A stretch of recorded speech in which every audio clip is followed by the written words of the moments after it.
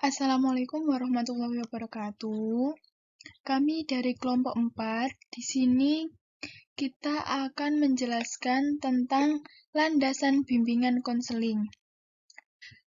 Kami beranggotakan 4 orang, yakni ada Amalia Khairunisa, Risa Putri Alfani, Rita Nakasifa Sohib, dan Habibi Uma.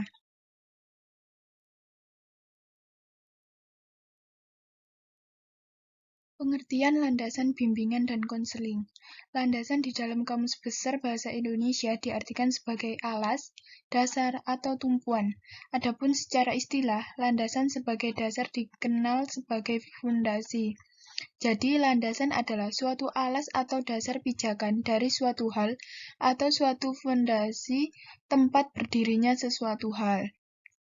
Bimbingan sendiri adalah suatu proses pemberian bantuan yang terus-menerus dan sistematis dari pembimbing kepada yang dibimbing, agar tercapai kemandirian dalam pemahaman diri, penerimaan diri, pengarahan diri, dan perwujudan diri dalam mencapai tingkat perkembangan yang optimal dan penyesuaian diri dengan lingkungan. Adapun konseling merupakan bagian dari bimbingan, baik sebagai pelayanan maupun sebagai teknik.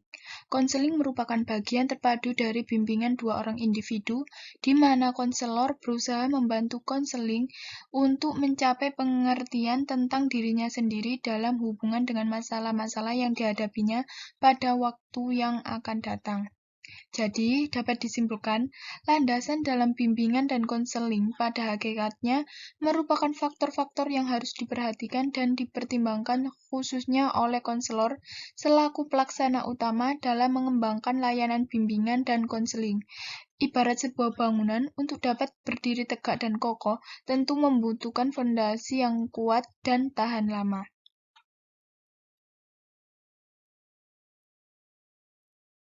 Landasan-landasan bimbingan dan konseling. Yang pertama ada landasan filosofis. Kata filosofis atau filsafat berasal dari bahasa Yunani. Philos berarti cinta dan sophos berarti bijaksana. Jadi, filosofis berarti kecintaan terhadap kebijaksanaan.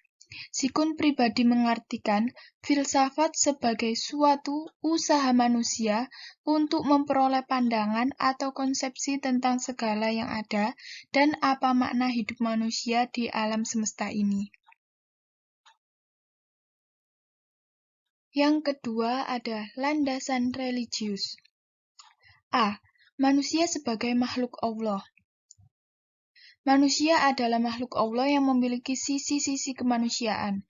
Sisi-sisi kemanusiaan tersebut tidak boleh dibiarkan agar tidak mengarah pada hal-hal negatif. Perlu adanya bimbingan yang akan mengarahkan sisi-sisi kemanusiaan tersebut pada hal-hal positif. B. Sikap keberagamaan.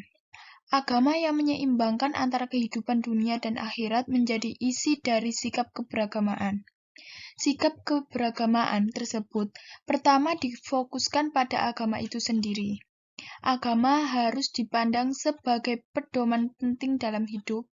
Nilai-nilainya harus diresapi dan diamalkan.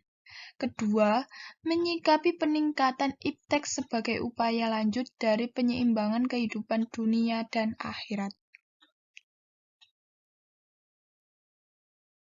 C. Peranan agama. Pemanfaatan unsur agama hendaknya dilakukan secara wajar, tidak dipaksakan, dan tepat menempatkan klien sebagai seorang yang bebas dan berhak mengambil keputusan sendiri, sehingga agama dapat berperan positif dalam konseling yang dilakukan.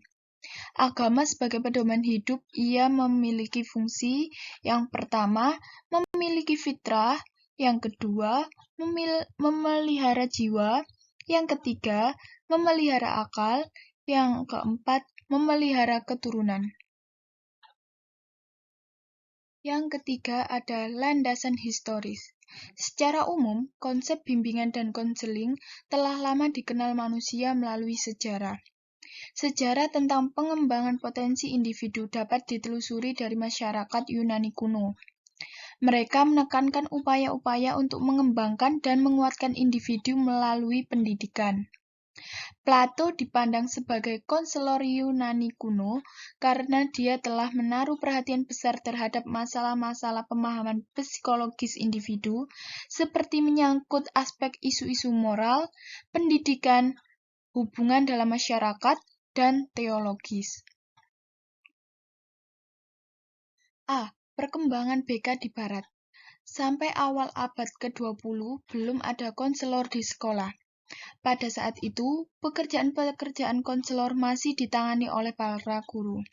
Gerakan bimbingan di sekolah mulai berkembang sebagai dampak dari revolusi industri dan keberagaman latar belakang pada siswa yang masuk sekolah-sekolah negeri.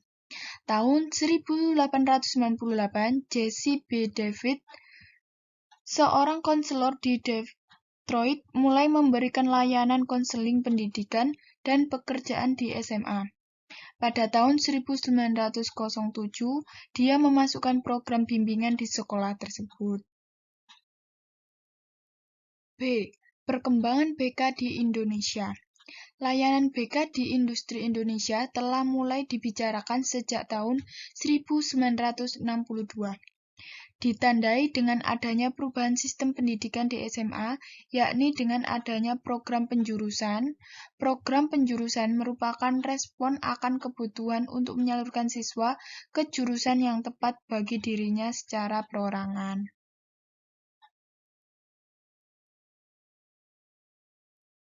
Yang keempat ada landasan psikologis. Landasan psikologis dalam bimbingan konseling berarti memberikan pemahaman tentang tingkah laku individu yang menjadi sasaran layanan. Maksudnya di sini yaitu klien. Terkadang ada tingkah laku yang sejalan dengan norma dan ada yang jauh dari norma agama. Maka dari itu, kita harus mengaitkan semua itu dengan norma-norma yang tepat dalam ajaran Islam. Jika klien memiliki tingkah laku yang jauh dari norma, maka solusi apa yang kita berikan padanya? Misalnya, kita memberikan pengertian tentang akhlak-akhlak terpuji yang disukai Allah atau sebaliknya, sehingga dia dapat mengambil kesimpulan sendiri dan mengerti apa yang harus dia lakukan ke depannya. Yang kelima ada landasan sosial budaya. Landasan sosial budaya merupakan landasan yang dapat memberikan pemahaman kepada konselor tentang dimensi kesosialan dan dimensi kebudayaan sebagai faktor yang mempengaruhi terhadap perilaku individu. Kegagalan dalam memenuhi tuntutan sosial budaya dapat mengakibatkan tersingkir dari lingkungannya. Dalam proses konseling akan terjadi komunikasi interpersonal antara konselor dan klien, yang mungkin antara konselor dan klien memiliki latar sosial dan budaya yang berbeda. Menurut Pederson dalam Prayitno 2003, mengemukakan 5 macam sumber hambatan yang mungkin timbul dalam komunikasi sosial dan penyesuaian diri antar budaya, yaitu yang pertama ada perbedaan bahasa, yang kedua ada komunikasi nonverbal, yang ketiga stereotip, yang keempat ada kecenderungan menilai, yang kelima kecemasan.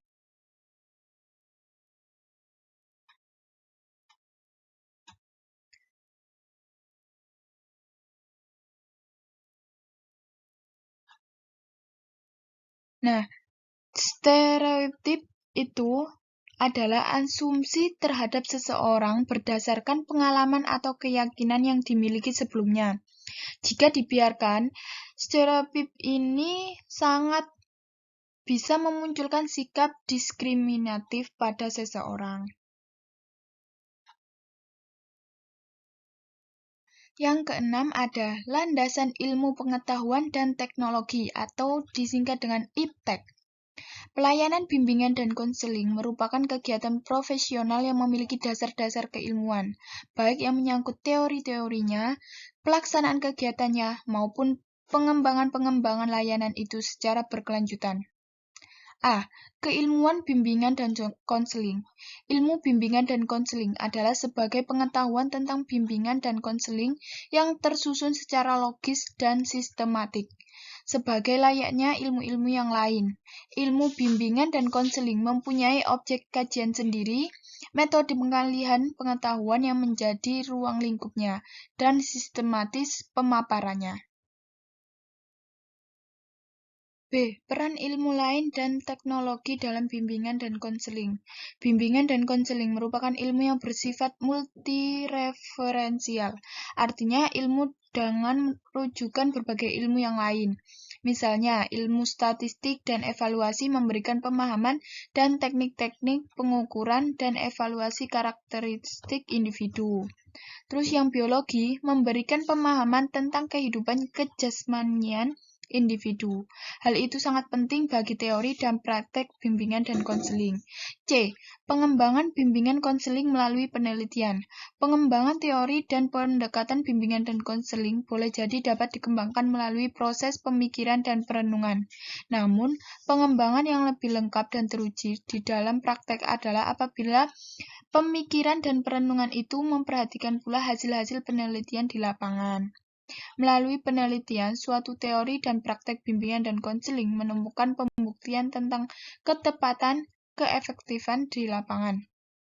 Layanan bimbingan dan konseling akan semakin berkembang dan maju jika dilakukan penelitian secara terus-menerus terhadap berbagai aspek yang berhubungan dengan BK.